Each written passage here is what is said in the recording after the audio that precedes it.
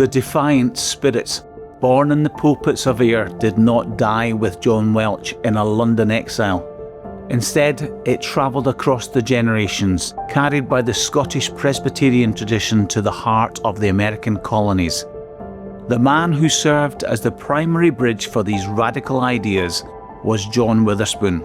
Witherspoon was a graduate of the University of Edinburgh and a direct intellectual heir to the Scottish Reformation.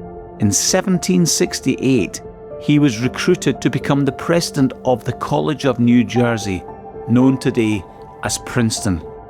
He brought with him a curriculum that would dismantle medieval dogma and replace it with the cutting-edge theories of the Scottish Enlightenment. Among his students was a young Virginian named James Madison. Madison was not just a pupil, he was Witherspoon's favourite student.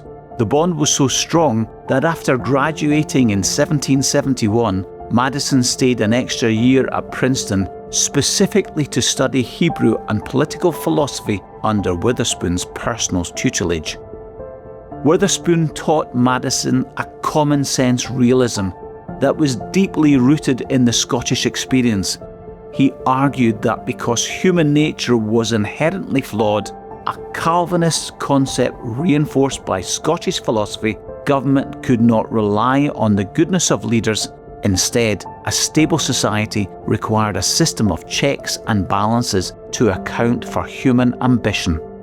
With Witherspoon, a direct descendant of John Welch, the Ayr connection became a political reality.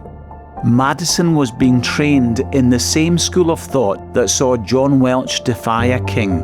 He learned that power resides in the people, popular sovereignty, rather than in the state.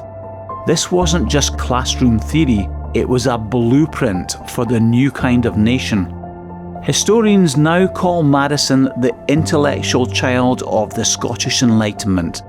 The lessons he learned at Princeton were the same ones forged in the conflict between the ministers of Ayr and the Crown of Britain. As we will see in our next episode, when Madison sat down to write the foundational documents of America, he was essentially conducting a scientific experiment, using the very tools his Scottish mentors had placed in his hands.